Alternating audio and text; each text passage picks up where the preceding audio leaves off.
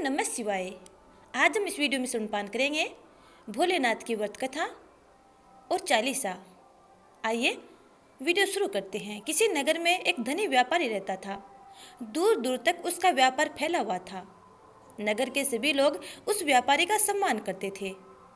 इतना सब कुछ संपन्न होने के बाद भी वह व्यापारी बहुत दुखी था, क्योंकि उसका कोई पुत्र नहीं था, जिस कारण अपने मृत्यु के पश्चात व्यापार के उत्तराधिकारी की चिंता उसे हमेशा सताती रहती थी।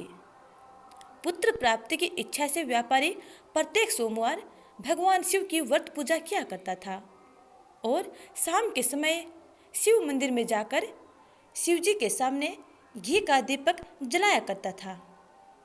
उसकी भक्ति देखकर माँ पार्वती प्रसन्न हो गई और भगवान शिव से उस व्यापारी की मनोकामना पूर्ण करने का निवेदन किया। भगवान शिव बोले, इस संसार में सबको उसके कर्म के अनुसार फल की प्राप्ति होती है।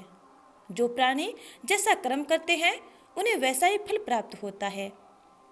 शिव जी द्वारा समझाने के बावजूद माँ पार्वती नहीं मानी और उस व्यापारी की मनोकामना पूर्ति हेतु वे शिव जी से बार बार अनुरोध करती रही। अंततः माता के आग्रह को देखकर भगवान भोलेनाथ को उस व्यापारी को पुत्र प्राप्ति का वरदान देना पड़ा। वरदान देने के पश्चात भोलेनाथ माँ पार्वती से बोले, आपके आग्रह पर मैंने पुत्र प्राप्ति का वरदान तो दे दिया, परंतु इसका यह पुत्र 16 वर्ष से अधिक समय तक जीवित नहीं रहेगा। उसी रात भगवान शिव उस व्यापारी के सौपन में आए और उसे पुत्र प्राप्ति का वरदान दिया और उसके पुत्र के 16 वर्ष तक जीवित रहने की बात बताई। भगवान के वरदान से व्यापारी को खुशी तो हुई, लेकिन पुत्र की अल्पायु की चिंता ने उस खुशी को नष्ट कर दिया। व्यापारी पहले की तरह सोमवार के दिन भगवान शिव का विधिवत व्रत करता रहा। कुछ महीनों के बाद उसके घर अति सुंदर बालक ने जन्म लिया और घर में खुशियां भर गई। बहुत धूमधाम से पुत्र जन्म का समारोह मनाया गया, परंतु व्यापारी को पुत्र जन्म की अधिक खुशी नहीं हुई, क्योंकि उसे पुत्र की अल्प आयु के रहस्य का पता था। जब पुत्र 12 वर्ष का हुआ तो व्यापारी ने उसे उसके मामा के साथ पढ़ने के लिए वाराणसी भेज दिया। लड़का अपने मामा के साथ शिक्षा प्राप्ति हेतु चल दिया।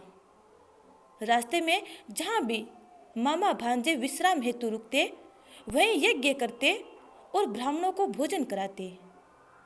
लंबी यात्रा के बाद मामा भांजे एक नगर में पहुँचे। उस नगर के राजा की कन्या का विवाह हो रहा था, जिस कारण पूरे नगर को सजाया गया था। निश्चित समय पर बारात आ गई, लेकिन वर का पिता अपने बेटे के एक आंख से काने होने के कारण बहुत चिंतित था। उसे भय था कि इस बात का पता चलने पर कहीं राजा विवाह से इनकार न कर दे, इससे उसकी बदनामी भी होगी। जब वर के पिता ने व्यापारी के पुत्र को देखा तो उसके मस्तिष्क में एक विचार आया। उसने सोचा, क्यों न इस लड़के को दूल्हा बनाकर राजकुमारी से विवाह करवा दूं। विवाह के बाद इसको धन देकर विदा कर दूंगा और राजकुमारी को अपने नगर ले जाऊंगा। वर के पिता ने लड़के के मामा से इस संबंध में बात की।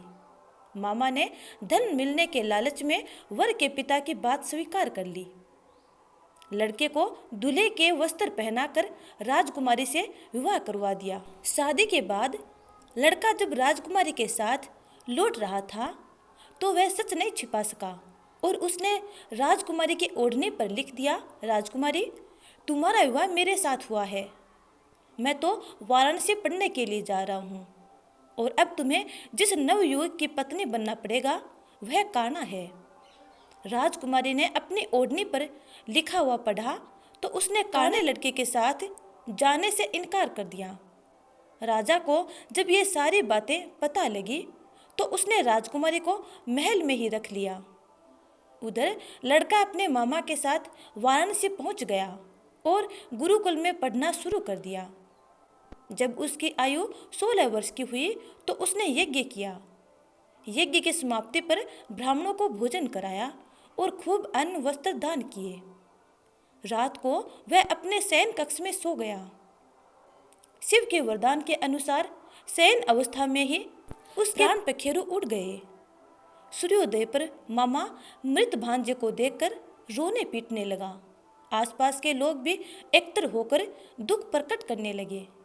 लड़के के मामा के रोने विलाप करने के स्वर समीप से गुजरते हुए भगवान शिव और माता पार्वती जी ने भी सुने।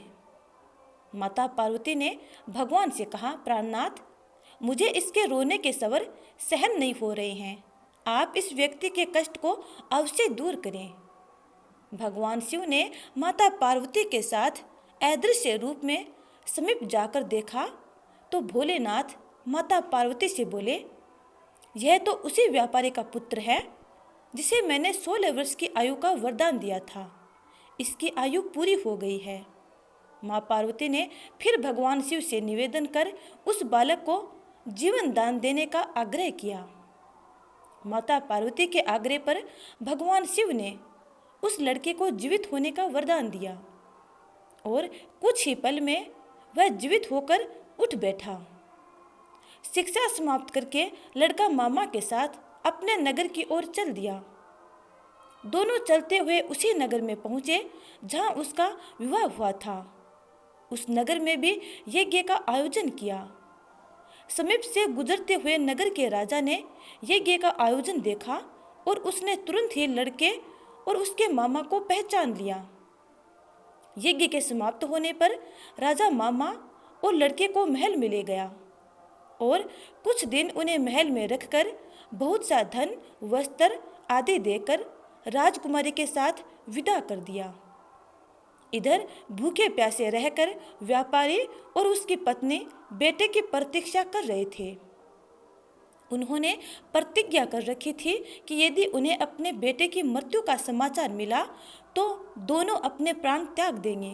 परंतु जैसे ही उसने बेटे के जीवित वापस लौटने का समाचार सुना तो वे बहुत प्रसन्न हुए और वे अपने संपूर्ण परिवार के साथ नगर के द्वार पर पहुंचे। अपने बेटे के विवाह का समाचार सुनकर पुत्र वधू राजकुमारी को देखकर उनकी खुशी का ठिकाना न रहा।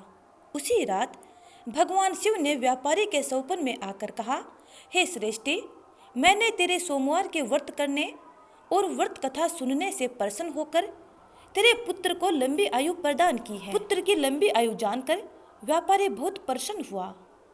शिव भक्त होने तथा सोमवार का व्रत करने से व्यापारी की सभी मनोकामनाएं पूर्ण हुई। इसी प्रकार जो भक्त सोमवार का विधिवत व्रत करते हैं और व्रत कथा सुनते हैं उनकी सभी मंगल कामनाएं पूर्ण होती है। अब सुनते हैं शिव चालीसा। जय गणेश गिरिजा सुवन, मंगल मूल सुजान, कहत अयोध्या दास तुम, देहु अभय वरदान। जय गिरिजापति दीन दयाला, सदा करत संतन प्रतिपाला। भाल चंद्रमा सोहत नीके, कानन कुंडल नागफनी के। अंग गौर सिर गंग बहाए, मुंड माल तनक क्षार लगाए। वस्त्र खाल बागंबर सोहे, छवि को देखी नागमन मोहे। मैना मातु की हवे दुलारी, बाम अंग सोहत छवि नारी। कर त्रिशूल सोहत छवि भारी, करत सदा तृण छयकारी। नंदी गणेश सोहे तह कैसे, सागर मध्य कमल हैं जैसे। कार्तिक श्याम और गणराऊ, या छवि को कही जात न काऊ। देवन जब ही जाय पुकारा, तब ही दुख प्रभु आप निवारा। किया उपद्रव तारक भारी, देवन सब मिले तुम ही जुहारी। तुरत सदानन आप पठायो, लव निमेष मह मारी गिरायो।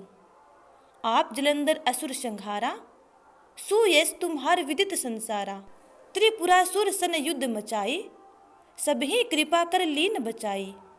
किया तप ही भागीरथ भारी, पूर्व प्रतिज्ञा तासु पुरारी। दानिन मह तुम सम कऊ नाही, सेवक स्तुति करत सदाही। वेद नाम महिमा तव गाई, एकथ अनादि भेद नहीं पाई। प्रकटे उदधि मंथन में ज्वाला, जरत सुरासुर भय विहाला, कीने दया तह करी सहाय, नीलकंठ तब नाम कहाई। पूजन रामचंद्र जब कीना, जीत के लंक विभीषण दीना। सहस कमल में हो रहे धारी, कीने परीक्षा तब ही पुरारी। एक कमल प्रभु राखे उजोई, कमल नयन पूजन चह सोई। कठिन भक्ति देखी प्रभु शंकर, भय प्रसन्न दिए इच्छित वर। जय जय जय अनंत अविनाशी, कृत कृपा सबके घटवासी। दुष्ट सकल नित मोहि सतावे, भ्रमत रहो मोहि चैन न आवे। त्राहि त्राहि में नाथ पुकारो, यही अवसर मोहि आन उबारो। ले त्रिशूल शत्रुन को मारो, संकट से मोहि आन उबारो। मात पिता भ्राता सब होई, संकट में पूछत नहीं कोई। स्वामी एक है आस तुम्हारी, आए हरहु मम संकट भारी। धन निर्धन को देत सदाही, जो कोई जांचे सो फल पाही। स्तुति के ही विधि करे तुम्हारी, क्षमु नाथ अब चूक हमारी। शंकर हो संकट के नासन, मंगल कारण विघ्न विनाशन। योगी यति मुनि ध्यान लगावे, सारद नारद शीस नवावे। नमो नमो जय नमः शिवाय, सुर ब्रह्मादिक पार न पाए। जो ये पाठ करे मन लाई, तापर होत है शंभु सहाई। जिनिया जो कोई हो अधिकारी, पाठ करे सो पावन हारी। पुत्रहीन कर इच्छा जो ही, निश्चय शिव प्रसाद ते ही होई।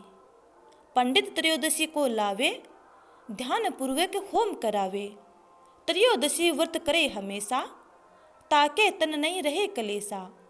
धूप दीप नैवेद्य चढ़ावे, शंकर सम्मुख पाठ सुनावे। जन्म जन्म के पाप नसावे, अंत धाम शिवपुर में पावे। कहे अयोध्या दास आस तुम्हारी, जाने सकल दुख हरहु हमारी। नित नेम कर प्रातः ही, पाठ करो चालीसा। तुम मेरी मनोकामना, पूर्ण करो जगदीश। मगसर छठी हेमंत ऋतु, संवत 64 जान। स्तुति चालीसा शिव ही, पूर्ण कीन कल्याण। ओम नमः शिवाय। तो प्यारे स्नेहितजनों, ये थी शिव कथा और शिव चालीसा। उम्मीद करती हूँ कि आपको ये वीडियो अच्छा लगा है। यदि अच्छा लगा है तो लाइक कमेंट कर देना और अगले वीडियो का इंतजार करना। तब तक के लिए जय श्री राधे, हर हर महादेव।